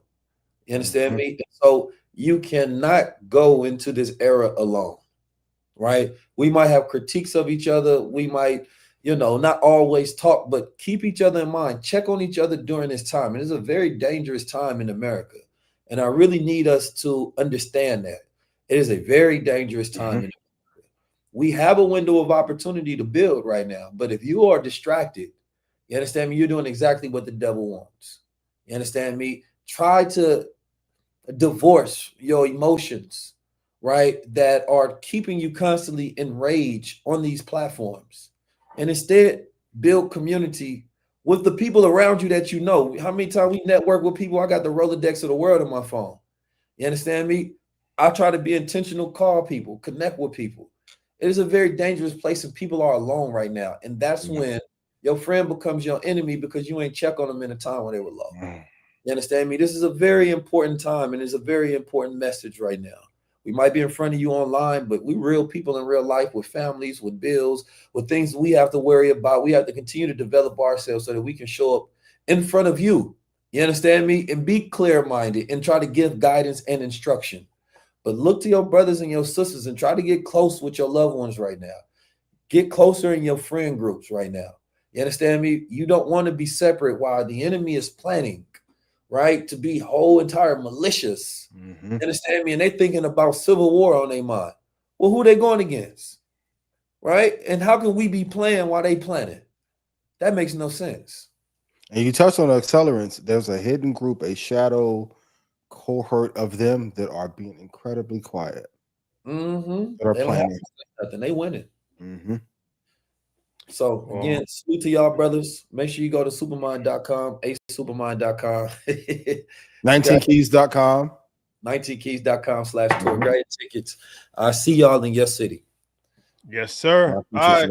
Keys, always, man. Thank you. All right. There you have it, ladies and gentlemen.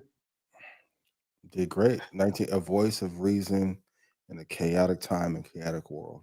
One of my favorite people on earth. Oh man, that was a great episode. That was great. I was worried, but we did great. Good call. Lesson of the year, though, decade. Stay out of wars that you do not finance. Stay out of wars that you do not finance. That goes for Dame. That goes for anybody else. Wars are a financial instrument that pays one of the highest returns. Some people are speaking on things that bigger than the program. That's why I agree with Shotty. Stay out of wars that you don't finance. 100%. 100%. Be kind on entry and exit. And also, too, invest your money into things that are viable. I hate to see Dame here, but there's a lot of people that Dame pissed off who wanted him to have this moment. Invest your money. Put the money away. Put them into businesses that really matter, so no one can ever make fun of you. Because the fucked up part about falling off of that financial mountaintop that he's on, no one's going to give the help that he needs. They'll mask it. Oh, he won't listen. He's erratic. He da. They want to see you fall off. The other part about being wealthy and rich that people don't tell you, there's a lot of people rooting for you to fall off that fucking mountain to say, I told you so. Be careful. Invest your Stay money. out of wars that you do not finance. Invest your money intelligently.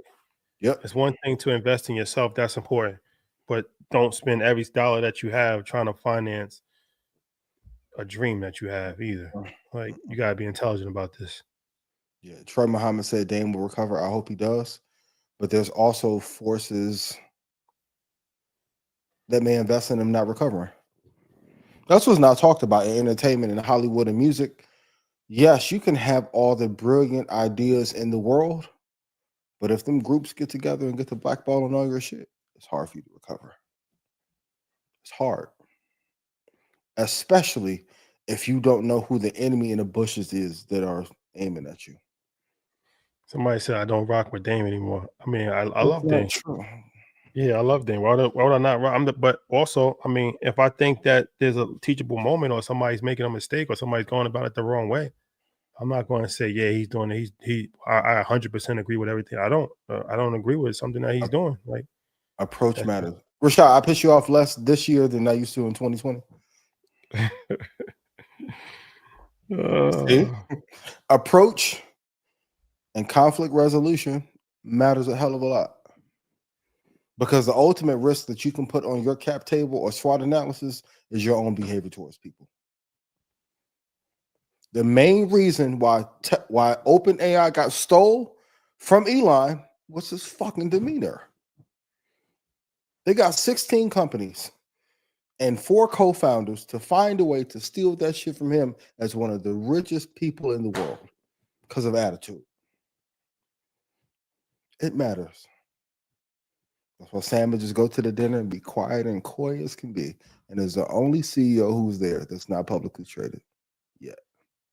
This position matters, y'all. 100%. But what do I know? All right, guys. Mexico, on the way. Hopefully you got some great information tonight. If you just tuning in, definitely rewatch this episode. This is important. This was a very important episode, and it wasn't about, just our personal opinion views. This is real, like, dissecting the time frames that we're in right now, and it's important. So appreciate you guys. We'll see you tomorrow, 6 o'clock on your leisure. Stay safe out there. Shout out to Godspeed. Your money. Invest your money. The civil save your money. One day your money's going to save you. That's important. That's shout out to me. Save your money. One day your money is going to save you. If we don't learn anything from this Dame Dash situation, like I said, sometimes God puts hardships on other people so other people can learn from it. Mm-hmm. One thing that Dame did not do is invest his money. And he said it. I mean, that's not me criticizing him. That's what he said it himself. He's like, I'm put my money in the streets. I'm gonna put my money. I can't hold money. If I get money, I'm gonna put the money back in. That's not the best way to go about it. It's not. And you have to be intelligent. Like, you got to be extremely intelligent in life. That's important. So when you hit a rough spot, or when a storm comes, or when a drought comes, if you have money that you've put up, that you've invested, whether it be in real estate, whether that's in stocks, you're going to be able to have some level of reserves. Ryan Leslie, a prime example. He got fucking blackballed out of the same industry and is doing better than most producers from the Apple, Microsoft, and Bitcoin investment that he made while his entire career got railroaded. Shout out to Ryan. Teachable moments. Yeah, he said he invested and built businesses. Yeah, but that's not. Look, I'm an entrepreneur. This isn't hypothetical. We've invested and we've built businesses and we have money that we put into other businesses. I'm not speaking from a hypothetical standpoint. I'm speaking from what I have done personally, what I've seen work personally. I'm still putting money into the stock market. I'm still buying real estate because I'm still buying crypto because I'm not putting 100% of every single dollar that I have into a business, even if it's my own business. That's not intelligent. It's not. Can it work out for you? Yes, of course it can work out for you. Most times, of course it can work out for you, but you have to mitigate risk. My year-over-year returns in Red Panda are higher than anything on the stock market. I still put more than half of my money into companies that I'm not the CEO of.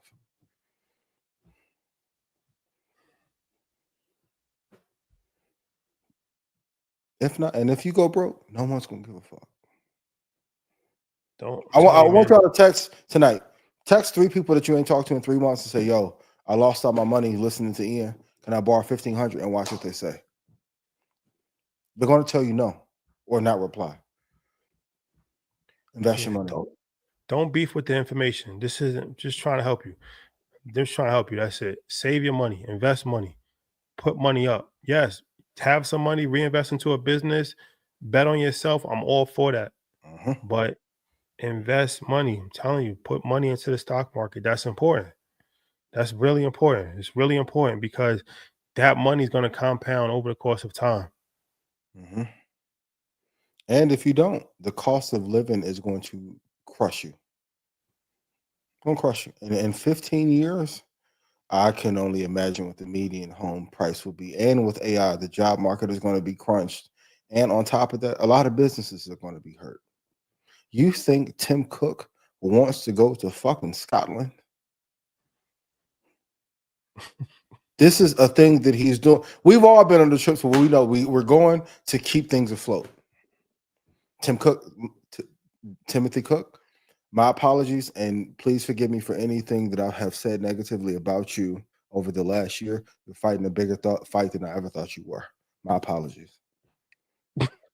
There's tiers to this business shit that y'all never get to see, but you think all of them who don't like each other in real life want to hang with each other on a world tour while China just said, fuck what Howard Lutnick said, don't buy nothing from NVIDIA. Go back to that same clip and look how concerned Jensen looked at the table. As brilliant as he is, because Howard spoke too soon. No, don't. Everybody in China, no, don't buy anything from them. They just spent all this time making fabs and fucking manufacturing a chip just to sell to China for them to say, no, don't do it. We're going to invest in our own chips. What? And another thing, and this is the last thing I'll say about the investing thing.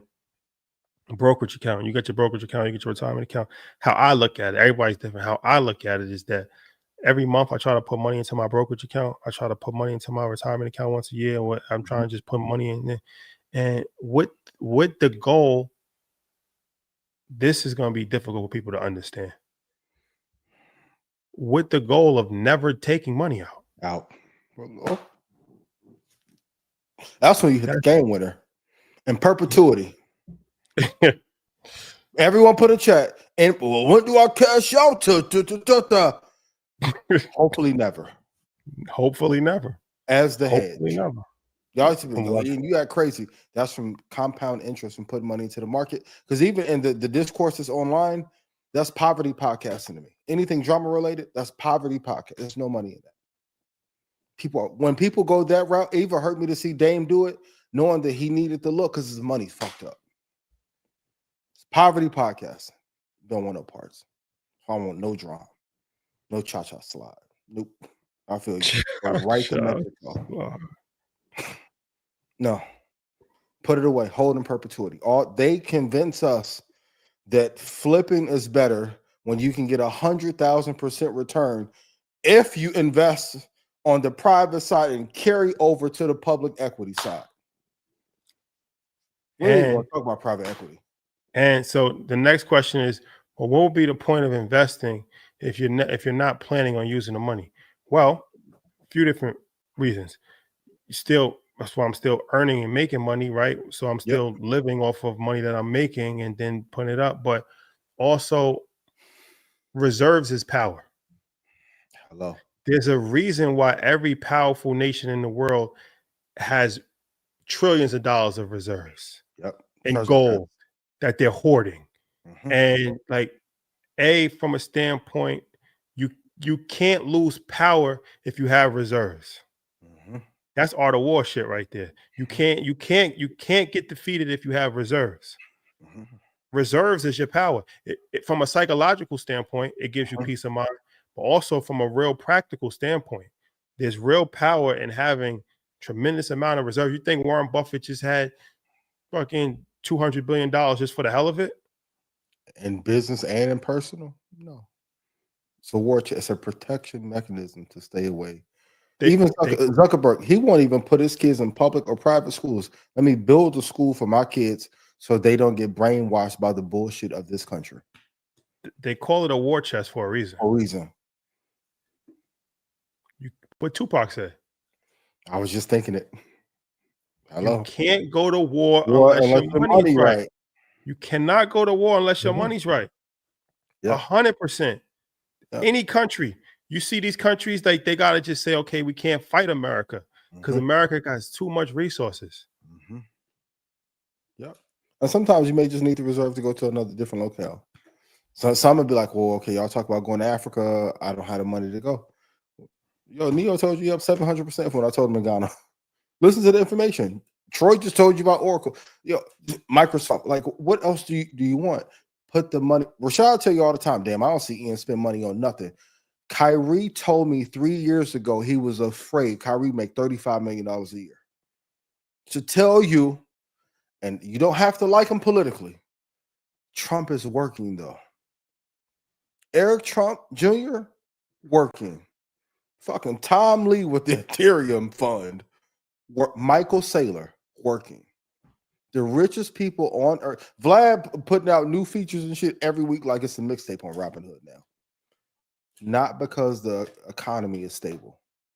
Look how terrified the Fed chair looked today.